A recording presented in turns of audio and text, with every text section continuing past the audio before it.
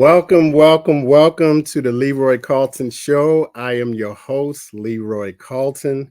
And as I always say, God is in the forefront of everything we do. So I would like to start off with a quick prayer. Oh Lord, my God, I have so often dreamed things that have yet to come true. Hope for things that seem to elude me. Please help me to let go of any dreams that is not of you and hold fast to the things you have planted deeply within my heart. I believe, Lord, that you have dreams to fulfill in me and through me. Let me dream the same dream so we can accomplish your work together. I ask you to bless all around me who seek to know more of you and your will for their lives. Help us to desire more of what you have prepared for us here on earth. I ask for your blessings and favor in Jesus' name. Amen. Ladies and gentlemen, I am honored to have a guest on the show that I'm sure you will like. I'm sure you will love him after this show. The one thing I can say that I'm happy to have this brother in my corner and as a business partner. Now, I'm going to start off real quick with a quick story. We had training one particular day, and he was the head of this training. And he was going into one day of being in court. And he mentioned the lawyer that he was going against had said something, and he hollered, "Objection 403." Now, he is a person that studies the law. And the lawyer across from him probably didn't know what the 403 was. The judge probably didn't know what the 403 was. I had no clue what 403 was, but here's how that related to me. Being the lawyer that he is, he has to study the law and be up on all the regulations and laws that pertain to the court. Well, there was this one particular guy by the name of Lieutenant Commander Johnson. I was pretty much on my way of getting kicked out of the military, the United States Navy to be exact. He came to me because I was in captain's mast and we had like a 15-minute recess. So I walked to the flight deck just to kind of cool off because I was hot. Lieutenant Commander Johnson is about 6'6", 245 pounds of just pure muscle. And he came down to the flight deck to tell me if I don't want to get kicked out of the military, I need to get my together. And he pushed me a couple of times. Now, like I said, this dude is 6'6", 245 pounds of just straight muscle. I'm 20 years old, probably 95 pounds soaking wet. I figure I only have one good shot on this dude. But after he done chewed me out, he came back with this. If you don't want to get kicked out of the military, here's what you need to do. You need to read one page of the Uniform Code of Military Justice every single day, and then learn the military regulations for the Navy. And then when I switched over to the Army, I did the exact same thing that he told me to do. I learned the Army regulations, and I continued to read the Uniform Code of Military Justice. Hence, Objection 403. That's how we relate. So when he said that, it just hit me like a ton of bricks. But I say all that to say, this person that I'm talking about, I feel like I'm talking about Michael Jordan because of all the accomplishments that he has done. And he don't like to talk about his accomplishments, but I feel this is something you need to know because he is such an extraordinary person. So he is an estate planning attorney. He's a super lawyer. He is a high performance wealth strategist, and he's an entrepreneur, as well as a part-time judge for the Arizona Superior Court. Now, he has his own law firm, the Pennington Law Firm, which was founded in 2011, where he does estate planning and probate. He is a person that you need to know. He is also a field vice chairman and also the co-founder of Vantage Financial Alliance. Now, there's a magazine article on him, Forbes Fortune magazine, and it states integrity, service, and excellence. He brings a new standard to the practice of estate planning. That speaks volumes. He's a graduate of Loyola Law School in 2006, and he's a graduate of California State University in 2003. He also is a veteran. He served in the United States Air Force for 17 years, where he worked, and catch this, a trial attorney and estate planner. Now, after he served in the armed forces, he served as a trial advocacy instructor and government appellate counsel. I think I said that right. He grew his firm into 2 additional companies. He has the Pennington Wealth Company and he has the Pennington Fiduciary Services. Now, I go on and on about this dude because he got so many accomplishments. High designation for super lawyers and best attorneys of America in 2021, 22, and 23. Top rated lawyer in Arizona. Ranking on the America's Most Honored Lawyers list. Recognition in the New York Times as the power lawyer by the Lawyers of Distinction in 21 through 23. USA Today as a power lawyer by the Lawyers of Distinction in 22. Litigator of the Year in 21.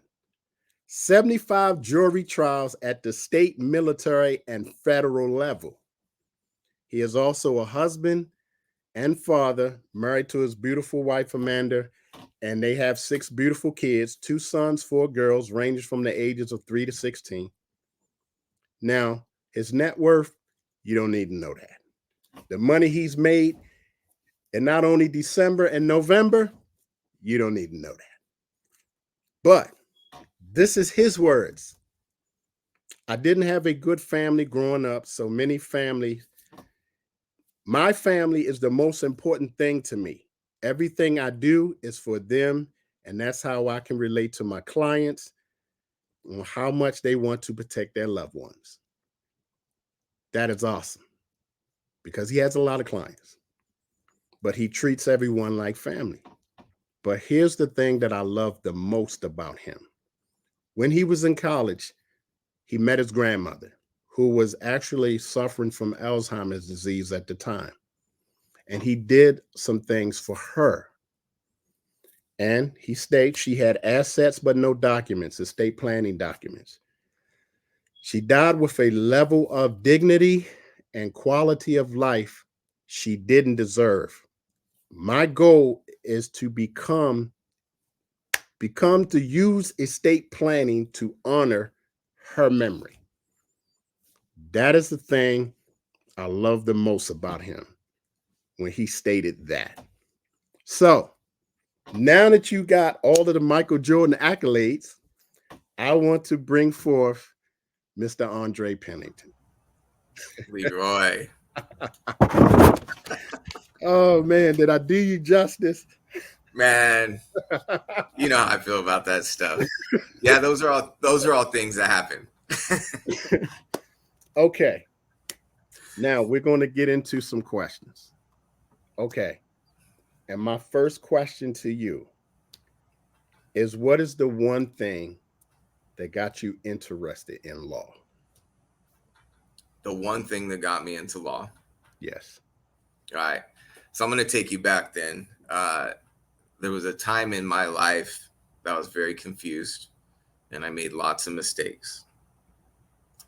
For me, those things are highlighted by sometimes you can't do 100% right. Sometimes you can't do 50%. But whatever it is you can do right, do that, because that's what I was doing at the time. And the day that I decided to go to law school, I got robbed by one of my friends. Wow. And I was just in the wrong place at the wrong time. I was at one of my other friends' little condos or whatever, and he wasn't doing right, but he had a safe full of cash. Wow. So I just happened to be there and was robbed, and it got really real to me in that moment. Like where all my friends were headed. You know, I had some that were already hooked on drugs, things like that. And I always knew there'd be this fork in the road. I just always knew it because of my family history. And I remember after that night, when I pray, I listen. Because if I ask for things, that's my direction. Right. I'll ask too small or ask for something that's not to my benefit. So I just listen. And I was listening, trying to figure things out. And just this little voice came to me, and I read something where somebody said it came in my mind. No, it came in my heart. And it was like, you can do anything. Like, just pick it. Well, at the time, the only thing I knew that made money, but I was 20 years old, man, Right. was being a lawyer, being an engineer, or being a doctor. And I don't like math, so I was like, well, those are out. So in that moment, that's when I decided to become a lawyer. To that point in my life, I'd never received an A on any test or grade in school. So that's where the journey started. But I will tell you this. I kept having this vision. I don't know how to say it where it's humble, like completely humble. Like I didn't even believe it. But I had this vision of Pennington law, something that I could hand to my family, like something that could get us started. That was the vision that I started following. I didn't believe I would get there, but I started heading that direction anyway. Right. So I had this faith, like unwavering faith, that if I just go the direction, God will give me what I need when I need it. The path I can't see, he will shine right before I need to be there. And that's just where I started doing. So yeah, that's the story, man. That's a great story. Okay. Was there ever a mentor that you followed in law? Wow, in law. Okay. I followed every single mentor that was appointed in front of me. This is how I do life. I don't get to have opinions about things I don't know about. Right. That's a firm boundary of mine. Like if you don't know about it, your opinion's worthless. So each supervisor that was put ahead of me, I followed. And until I felt like I knew what they knew, I did not start thinking about it. Right. It's a gathering of information journey. Then once you have the information, then when I was able to put my thought on it, or maybe my natural talent on it all along the way, then something special started happening. So I can think of a lot of mentors in the law, because I'm not kidding. Every one of my supervisors gave me something, even the ones that turned out not to be so good. One of my superpowers is I learn from what not to do. Okay. Right. And sometimes that's the bigger lesson than anything else. So give me two mentors in law and two outside of law. Okay. First mentor I had in the law, he's retired from the Air Force. He was Lieutenant Colonel Michael Coco. He was, I was being funny, but I sort of meant it.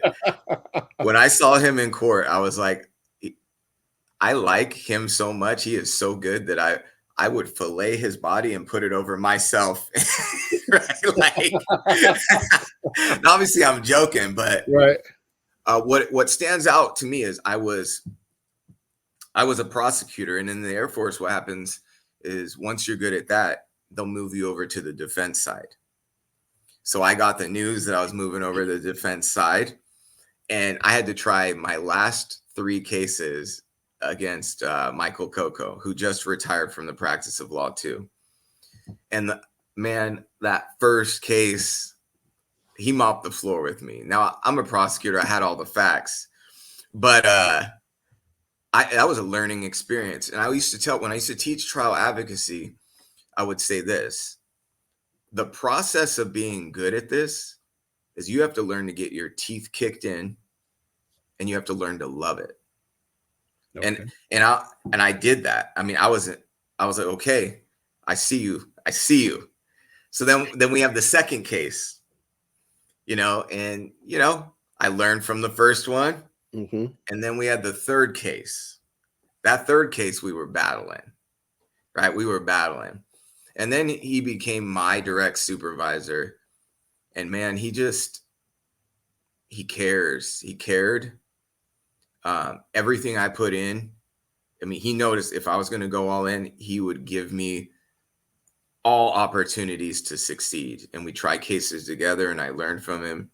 But the biggest thing he gave me was confidence. Right. And I remember I had one specific question, and I went in. It was during the middle of a trial. I don't remember the exact question, but I remember his answer. And he said, Andre, it's important to be right. And it caught me off guard, right? Like, it seems simple, but if you're right, you can do no wrong. And that's where I've always tried to position myself. At the time, it was in court. Mm-hmm. Be right. But in life, it makes the same sense. It's the same thing in life. If you're right, you can do no wrong, right? And it comes easier, right? And I have this belief that, love, the rightness, doing the right thing always carries the symptom of progression. Always. Even if in the moment it doesn't feel like that. So that hit me hard. And the way he gave to people and the way he led, that was probably my first mentor where I achieved the most, where my character was formed in this servant type leadership. Demonstrate, be willing to get in the trenches, fight with the troops just as hard. Right. And kick ass and take names. Like, you got to be good. You got to be right. Okay. So outside of the law practice, who was your mentor? That one's difficult, man. When you asked me that question, I dreaded it because, like, I got to speak the truth, right? I had a lot of negative mentorship, Mm-hmm. right? So I learned what not to do. So I'll give you an example. Okay. I can remember as a child being deathly afraid, feeling very unsafe. And I stored that memory, but it didn't store in the sense of it stops there. Mm-hmm. It had this added extra thing, as long as I can remember, is when I get to be the dad, that's not happening to my son. When I get to be this, I'll give you one of my uncles, for instance. I remember, I don't know what it was all about, but I remember he was standing on my chest telling my cousin, like with one foot, not both, but Mm-hmm. telling my cousin, you're not going to turn out to be like Andre. I'm maybe 8, 9 years old. And I remember thinking, like, when I become an uncle, I will never do something like this. I will be the very best kind of uncle there is. I'll be the best father. I'll be the best mentor. I'll be the best attorney. Whatever it is I touch, I will be the very best version of that. A financial professional. And the key, again, is just do the right thing. Mm-hmm. I'm a human being like everybody else. I have my insecurities. I have my faults, but they don't trump the right thing, right? If I'm feeling insecure about myself, the right answer is never to try and pull somebody else down to make myself feel better. So I had a lot of family mentorship. I'd made the decision to go to law school, Mm-hmm.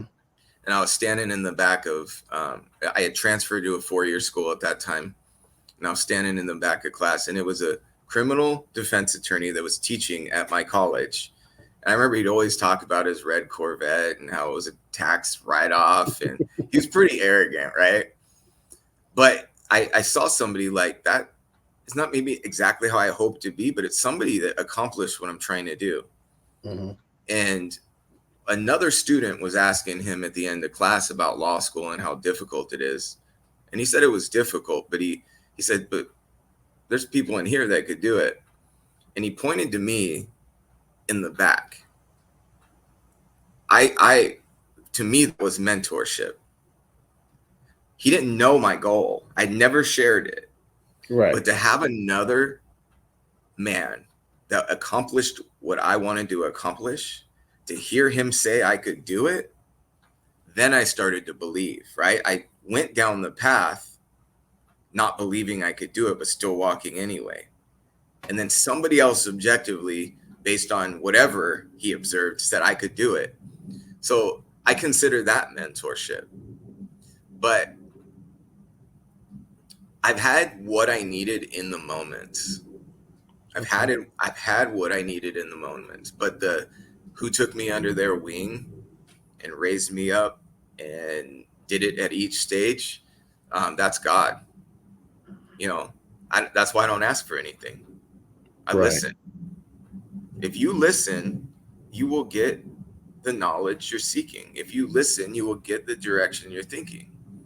And then it's just until it becomes your character. This is my life, right? I'm not telling everybody what they're supposed to do, but until it becomes my natural character, I systematically have to, in advance, say what I'm going to do. So if I hear the voice, I'm going to head the direction. It doesn't always make sense, right? So I'll give you an example. I was a federal trial attorney. I was very good at the job. And all of a sudden I get this little voice saying, you got to leave this job. You got to leave this job. And every day I don't listen, it gets louder and louder and louder and louder. And I know the rules. And these are the rules for me. You do what you want to do. And once you smack your head in the wall, you'll get another chance. Right? And you can smack it into the wall as many times as you want to. Or you just listen and have the courage. And you will develop, and it won't be easy. There'll be times you wish you didn't. You'll regret things. You're going to fall down the cliff. You're going to tear your back out. Right? But this is a Steve Harvey quote, but the parachute will open. Right. Right? And that's just how I run my life, man. I can't, we get one of these things. That's right. You know, and every day is a great day, and every day is a great day to do great things. And I treat every day just like that. So courage, I have a lot of fear. I have a lot of anxiety just naturally. Maybe it's the way I was raised. Right. But it doesn't get to play a factor in my life. Okay. I like that. And I hope all of y'all that's listening, I hope you're taking notes on this. Okay. Next question. Out of all of your accomplishments, what is the one thing that keeps you humble? I can't accomplish any of what I've accomplished. You read off some things, and I don't hear it as what I did. I don't hear it that way. Okay. I really don't. Because I know what I'm individually capable of. And when I say all I'm individually capable of is smacking my head into a wall. Right? So for me, you know, I have a gratitude that I know how to listen. And I have a humbleness to understand that when I become a servant, things are added unto me for my benefit, but more importantly, for the benefit of society, the world, my family, you, the people we're around. So I'll give you an example. I'm sitting in my office right now, and my name's at the top of this building. And I have Right. this nice view over here. That's a little bit of sun's coming in because I'm in Arizona. Every day I walk in, that's my moment to be grateful. Like, you gave me this view. I drive in, I see my Pennington law, that vision that I could not attain and did not believe I could attain it, Hmm. is now on the top of the building. That's a place to be great, have gratitude. That's a place to be grateful and to say thank you every single day. And I'm not messing around. When I drive in every day, I see it. It's a humility of thank you for giving this to me. And my promise is I will be a good steward, and I will try and let you flow through me so I can help other people. So it's easy to be humble when those are my rules. Right. Now, I know I'm not afraid. I think that movie, oh man, I can't remember it. But it's that cartoon where there's all these little voices in the head. There's anger, there's sadness. Like, all that happens. All that happens, right? But we get to choose the one that takes the controls in the end, Right. right? So I have a system in my mind that doesn't allow that dude, that angry one, or that sad one, or that victim one, to Hmm. take the controls and start guiding the ship, right? Right. So that's just how I do it, man. So it's easy to stay humble. And here's the other easy way. I could leave here today, get in a wreck. Nobody's gonna. And if I get in a wreck, I die. Is anybody gonna care what car I was driving or what clothes I No. was wearing? No. Am I gonna care how much money's in my bank account? I mean, you could No. take everything, and I Right. mean this, everything, and I'm still me, and I'm still the same guy. And you can give me everything, and I'm gonna still be me, and I'm gonna still be the same guy. But God willing, hopefully, if you give me everything, I give everything back. Man, that's deep. That's deep. And you know what's funny, because every morning I wake up, when I put my feet on that rug, I say the Lord's Prayer before I even get out of the bed. So I get it. Believe me, I get it. Oh man. Okay. Um, you talked about your grandmother and you met her when you were in college. How have your grandmother impact your life, and what was it about her that inspired you? Wow. So you got to know some background for Okay. this moment. So my mom didn't raise me. I'm biracial, Hmm. but my father raised me, and I'll always be grateful for it. Um, he raised me, and but as a consequence, I mean, he had his own issues. This is not my story to tell of his. Hmm. He did the best he could, but maybe, maybe I didn't grow up knowing what a bunch of hugs felt like, or kisses, or that part of life at all, right? So I didn't meet her until I was 23, and it just came in. But the story I was told about my life was a story of racism, right? That part of the family wants nothing to do with you because of the way you look. And that's the story I had in my soul. Right. And I was working in it was an undergrad college, and uh I just, man, I should look and see if I can find her. Right. And I knew everybody's name. I never met my mom. I heard I had two half brothers, Right. and in my mind, they're living the white picket fence life and all of this. So this is the story I'm telling myself. Hmm. Anyway, I go online. This is like in 2000, man, what, 2002. I'm dating myself, right? Somewhere in there. Uh, I go online and I find her phone number or whatever, and I call her up. And Leroy, man, she was so happy to hear from me. So happy, and invited me out the next time I could come, gave me all my family's contact information. Um, and it's like one of these things. And I listen to this part. If there are listeners, listen to this part, because we are bombarded with nonsense Yes. every single day.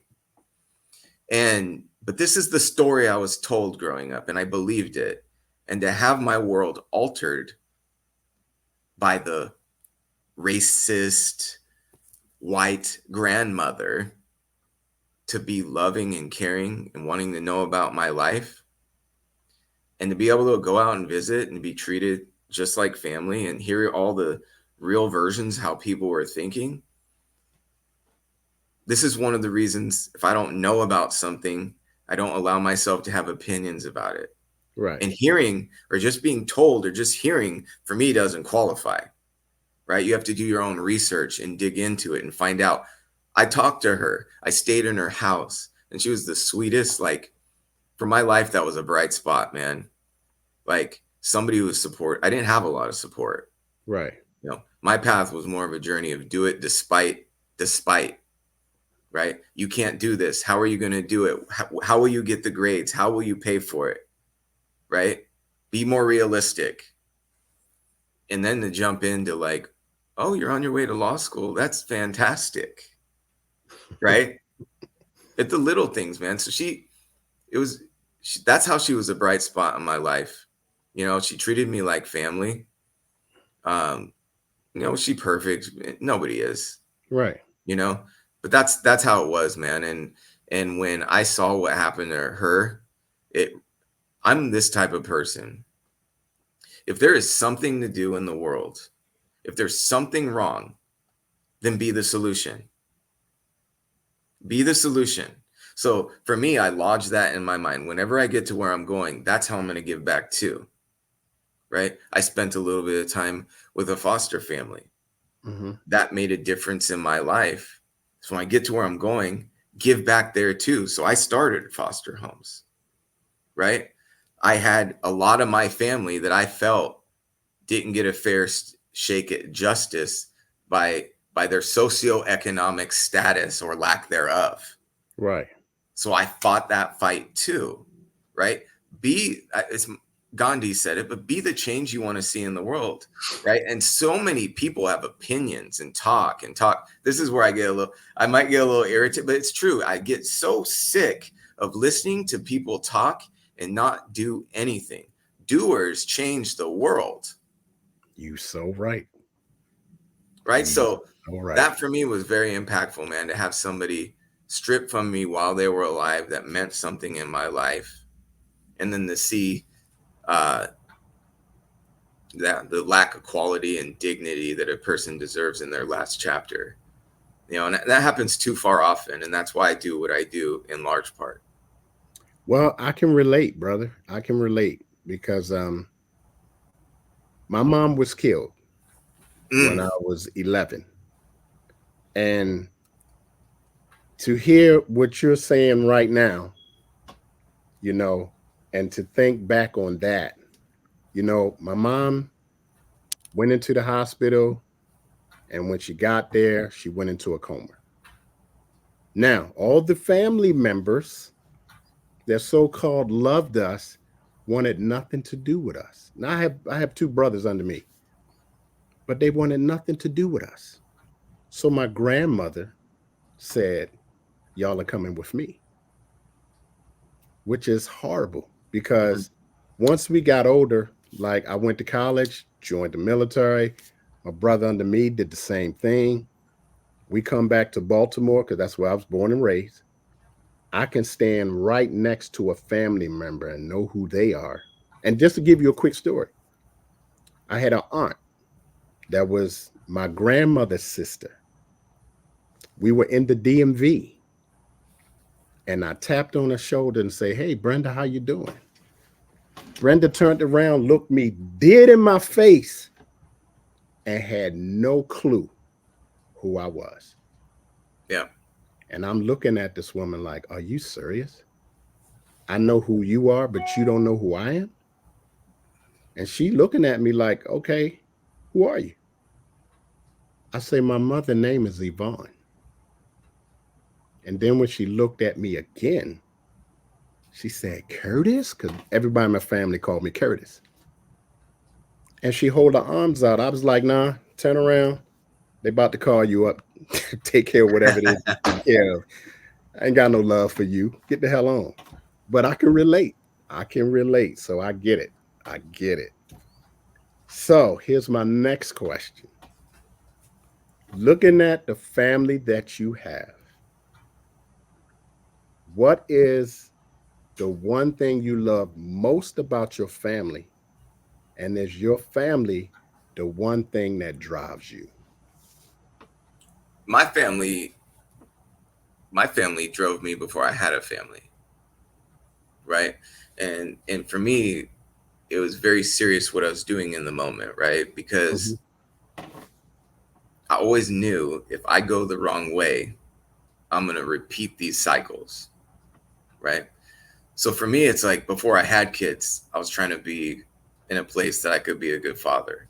Before I had a wife, which was not demonstrated to me, by the way, how to do that, you know, I wanted to be a good husband. And trust me, I started out early off in my life with all the same challenges as anyone else might have, Mm-hmm. right? But it compels me. You know, the drive is not the right word.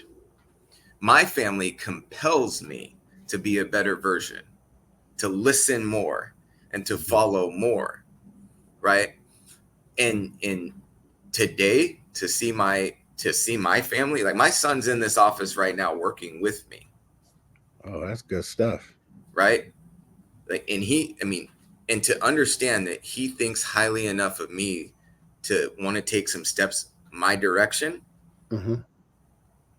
that to me is full circle and success. That is what I was hoping for, right? I want to be the kind of guy that could give me what I wanted when I was little, you know, safety, encouragement, guidance, and a sense of like you are worth something, Mm-hmm. right? And my girls, same thing, like to be there. The hardest thing for me to be is a girl dad. I will I tell have you that two. right now. I have two. Yeah. And I think it like boils down to this. If I can just model what their mate would look like in the future. Yeah, that's the best I could do with that. I'm not even built for them growing up, man. Everything hurts. Right?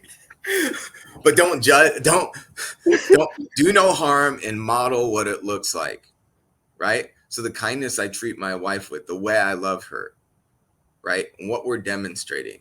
And when I'm angry and when I'm fiery angry, to still have that come out in the form of love, Mm-hmm. right? Those are the things I try and do. So I'm super proud of it, man. It's you take everything from me, you know, Mm-hmm. take everything is not every stuff. It's not stuff. It's not career. It's not accolades. It's not abilities. Mm-hmm. My family is my everything. And so, when I read this book that said there's a certain way to do things. And anything you're doing, you have to have that energy behind what you're doing. My family is compelling me to do that thing to the best of my ability because it matters. Right. Right. So that's how I feel about my family, man. It's the only place in my life that I can spot right now that could send me to prison. Okay, I get that. I get that. Right. I mean that in a way of like, I love it's the most important. And when I say that, I mean it. Like a lot of people say their family is the most important, but then Mm-hmm. what did you do? What does your life look like? Because my kids know me. My kids talk to me, right? And I got their back every single day, every single week, every single minute, at all times, right? So to me, I mean that. Like, that's my fiber of being on this planet. That's what I was put here to do. All this other stuff is a symptom. Right. Man, I like that. I like that. But you know what's really going to change your life? When you have a grandkid. Oh, I can't wait. I I'm gonna got be a the best kind of granddaughter. granddaddy ever. Oh man. I have a granddaughter and I have 3 grandboys, and I love them to death. And the great thing is, you can give them back. All the hard work is done. There you go. You can give them back. Okay, next question. Looking at Andre Pennington today, what advice would you give Andre Pennington at 20? I don't even need to think about that. So I have this theory. It's not, I've never read it. There's no proof of it. None. But I'm like, I now know the journey that that little child had to walk, right? I know what it took. I also know what fears weren't real. I know the ones that were real. I know the trials and tribulations that were overcome, and I know the things that came easy. So I made this promise to myself a long time ago. When you get there, speak back. Speak back. So I'll give you an example of one thing that I've done that was very powerful for me. And it was a time that I was, as a child, that I was scared. I just, I was thrown into a wall, and my nose was bleeding. I remember it was in the bathroom, so the towel rack broke. And as a child, adults are giants. Oh, yeah. And you're powerless, and that's exactly how I felt. And so visually, I stand between my younger self and the adult, and I'm the protector. I'm the protector. And I can tell that child, like, you become me. You become me.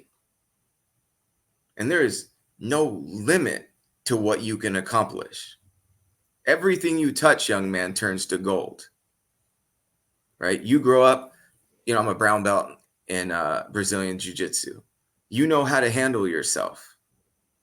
You're a kind person. You're a strong person. You stand for the right things. Get up. Wipe those tears off your eyes because you become me. And we got this.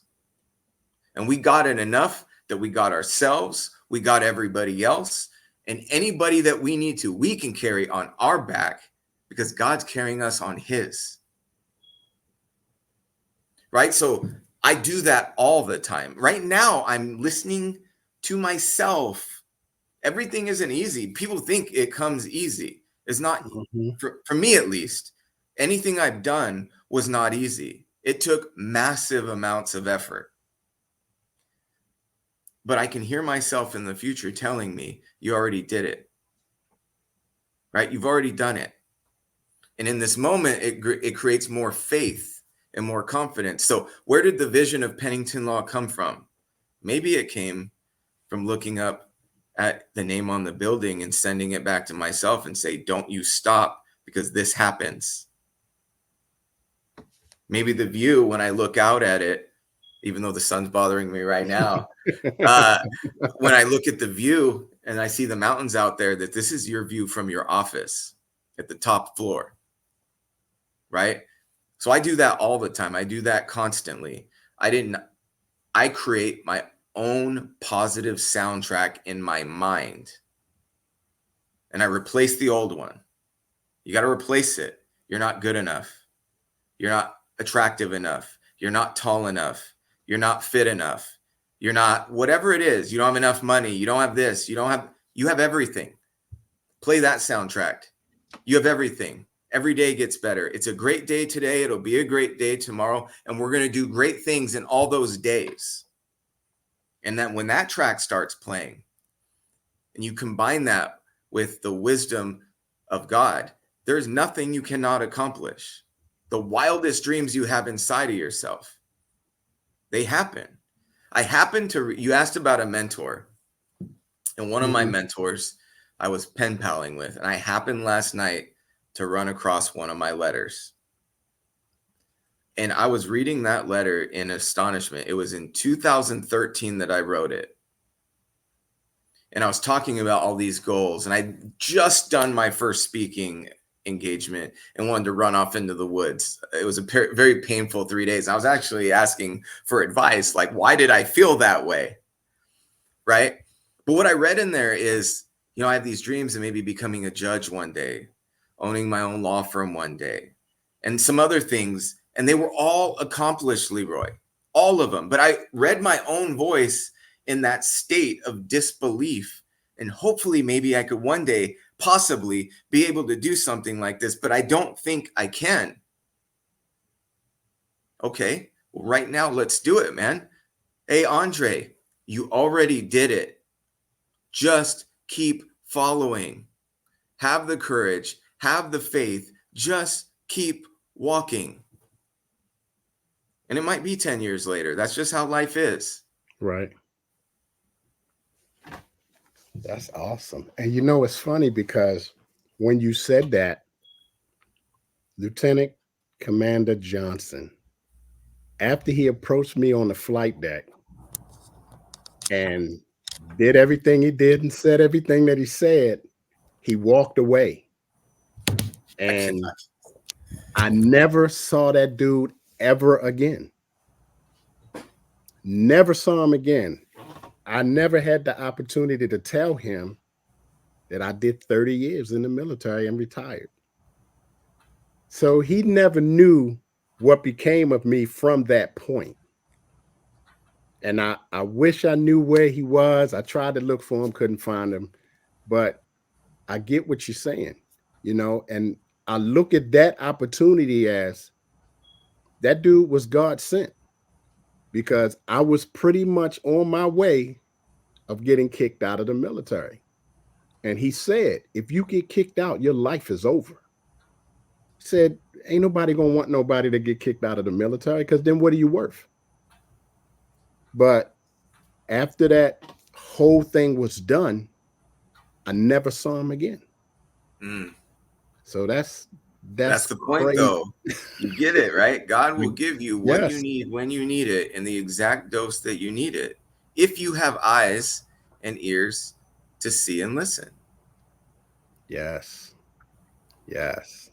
Awesome. Okay. Next question.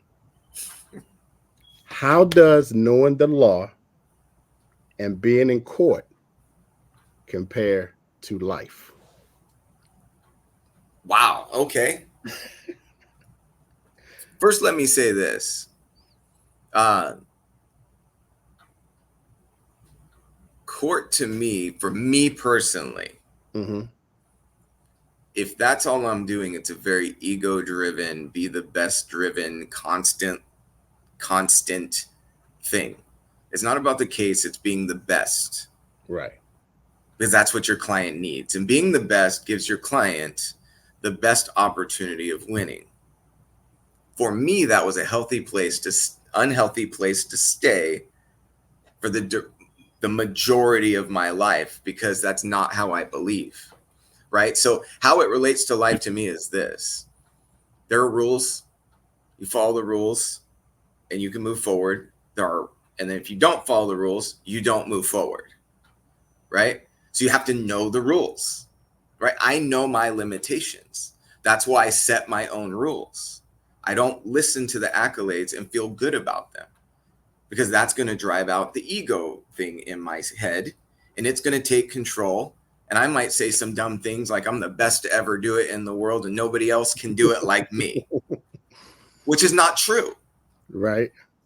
So to me, being in court is being in control of your emotions and understanding you have a job to do and focusing on that with laser focus. So if I have a client or a witness that I have to cross-examine, I might do it with kindness. It doesn't mean I have to be mean. Right. What I have to figure out is, what does the audience need to see, the jury? Sometimes I would be mean to a witness. Sometimes I wouldn't look at the witness and just tell my story to the jury. Sometimes I draw objections from the judge, knowing objections from the prosecution or the defense, whichever side I was on, knowing they'd object, knowing the judge was going to sustain it, and then look at the jury and say, why don't they want you to know the truth? Am I the only one that cares about it in here today? So it's understanding the rules and how to make whatever your circumstances are in life move to the goal that you're trying to get to. Right? I get Mhm. it. I look different than some. Right? That's a superpower now. That's how I feel. That's a Right. superpower. No one sees me coming from a million miles away. And when I get there, they're always shocked. Still, when I walk out in public and people ask me what I do, and I might say any number of things, their jaws drop. I used to take offense to it. Right. But to me now, that represents the power of being able to go through life in that systematic way and live my purpose to the point jaws can drop. Right? Things that are everyday for me are dreams of other people. Right? But we don't get there unless we know the rules. And my rules for me are what I already stated earlier. Right? It's a systematic way and it's not about me. So to me, court taught me a lot about life. It taught me a lot about myself. I became very, very good at something that I felt I was leaving a piece of my soul to do. Mhm. So I stopped doing it in that way. Right. And now I do it in a way that's in line with my heart. Right? So, and sometimes in life, like I said, to be good at that, you got to get kicked in the mouth and enjoy it. Right? That's the thing. If you don't enjoy it, I like it. If I'm going to get into a fight, you better believe I like the punches I'm taking too. Right? Right. Or else you're never going to be a boxer, which I'm not. But we use jujitsu. When I go to jujitsu, I'm a brown Mhm. belt, and I go to Duboa Jiu-Jitsu in Surprise, Arizona. If anybody ever wants to stop by, but I get my butt kicked 85% of the time. 85% of the time, and here's why: the people that are better than me are just better than me, and I learn. The people that are not, I put myself in the worst positions, and I'm still learning. Right? And don't let my ego jump in. If I put myself in a bad position and they catch me, good on them. Now they Right. may not know that's what I was doing, or sometimes I'm not even doing that. Sometimes they just get me. But either way, it's a learning process. So to me, that's what court represents, right? You're learning how to operate here, right? We have to learn the rules of life. Too many, I'm going to talk a little bit about something you haven't asked though, but segments of society want to play in their own rules. They make up their own, so far behind in the race, they think they're winning by making up rules that don't get them anywhere. I get it, man. Okay. Last and final question, and I think you're gonna like this one. Joining the military. I know how the impact of the military has on you because I joined for different reasons. One of those reasons was to get the heck out of Baltimore, Maryland. So, during the time that I joined the military, um, life expectancy for a black male was 23 years of age because they was all getting cut down. So I left Baltimore at 20, joined the military, never went back. Now I would go back to see family, but that was pretty much it. And I know the impact that the military had on me. And if anybody say that joined the military to say that the military never had an impact, they're lying. So my question to you, how have joining the military changed your life and how has it been an impact on you? Man, that's a really good question. I will tell you this, that's where I grew up. That's where I learned how to be a man and have the structure to be a man. So the best way I can explain that story is I remember in officers training, I forget what the little demerits you get for not doing things right, right? But my call sign became paper trail because I was hard headed, right? And I was Right. getting them for not having them. I was running out of them. Then I'd get them for that too. right? So, but what it taught me is like, this isn't a game. There are standards and there's a way of being. And to me, what you see there, what you read out in that magazine article, those are the core values of the Air Force: integrity, service, and excellence. And those are now my core values: integrity when no one's watching, service before self, and excellence in all we do. So those core values I took seriously, right? So I started out, my in officers training, I ended up in front of a general, not for good reasons. Then I went to my JAG school and I ended up in front of the JAG school commandant, not for good reasons. On my out of training, it said I met the minimum standards of being an officer. But I won all kinds of awards on active duty. I learned from that stuff. It matured me. This isn't a game anymore. It's not funny. These little brain dysfunctions that you have still that are leading you to bad decisions, like, you have to change them. Mm-hmm. Like, they're not laughing, right? It's not cool, right? These are the fake rules that you have that you're playing by, and you're losing. Right? So having that structure and having to have a mission that was greater than me, that's what I still do. I still do that. This mission is greater than me. This transfer of wealth, understanding how to build wealth, understanding that who I'm doing it for and what I need to give back before I leave this planet. That's something bigger than me. So while I'm not in uniform doing that, the uniform's still in me, right? So I grew up as a man, and thank the United States Air Force for that, right? So yeah, that's the answer to that question. That's easy. Nothing bad came of that. Every opportunity that I've had professionally, it's only increased and enhanced it. I agree, because I saw it from two different branches, the Navy and the Army. So I get it. Believe me, if you would have saw me at age 19 to when I retired from the military, you see two different people, because the military will have an impact on you one way or another.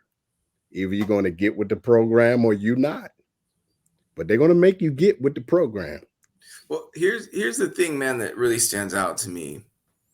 In order to be a leader, you first have to know how to follow. That's right. And there's a rank structure where your job is to follow, right? And then you're being led by really good leaders, maybe some not so good, but if you're really listening and following, you're picking that up all along the way. Yep. And then naturally, you know how to lead. It's not something you want to do. Right. Maybe that's, for at least this is my perspective. I was a leader before I knew I was a leader. Somebody told me I was a leader before I realized I was. Right. And I remember this one day where I had enough rank in the reserves and I had enough rank to babysit the law office. And I remember my boss called up and he said, "Hey, I got everything taken care of. I just need you to babysit for a couple of weeks. Right? You have the rank to do it," because I barely was promoted. I'm like, all right, I'm game. And a real world event happened. A real world event where I'm having to talk to the wing commander and all of the commanders as the legal advisor. And I was nervous. I was scared. But you know what? I knew exactly what to do. And to me, that's what I learned from the Air Force. You can plug and play me where you need to, because I have the character, and I actually was a follower. And when you take a follower and you put them in a leader's position, that's the way to lead. Yeah, because the military has always been plug and play. So if I need somebody to fill this leadership position, I'm grabbing and I'm putting you there. Either you're going to excel or you're going to get fired. And I've Yep. seen many a people get fired, and many a people excel. But you take, as I would always tell my soldiers, you take from the bad leadership as well as the good leadership. You know, you heard that phrase, you can learn a lot from a dummy. Yep. That is a true statement, you know? So, man, Andre, I thank you so much for this. Man, this has been so enlightening. I feel closer to you now, man. Yeah, we know each other, bro. Yeah. So, man, this has been awesome. Um, I'm going to put you in the back of the studio and I'm going to close out the show. My man, thank you. Thank you for the Thank you. opportunity to be on Thank here. you. Everyone, you got to see Mr. Andre Pennington, and he is a awesome guy, as I'm sure you know. I hope you enjoyed the interview with him. Um, man, what else? I mean, what else can you say? The man is awesome. And to even be in the presence of him and listening to him talk and everything that we went over, I hope all of you that watched this show today got some type of enjoyment of everything that he put out. Because this was a pretty deep discussion, you know, it was a pretty deep discussion, and I enjoyed sitting there talking to him. So, as always, my book of the month, since this is a new year, my book of the month is, I don't know if y'all can see that. There you go. The Psychology of Money by Morgan Housel. Good book. This is the book you need to have in your library. Awesome read, and I think you'll like it. Other than that, next week, my guests will be Ed and Kim Cross, the power couple. And you don't want to miss that show because that one is going to be just as powerful to hear how they got to where they are. So again, thank you all for coming on to the show. I really appreciate it. Love everybody that showed up. And I look forward to seeing every last one of you come the next show. And God bless and see you then.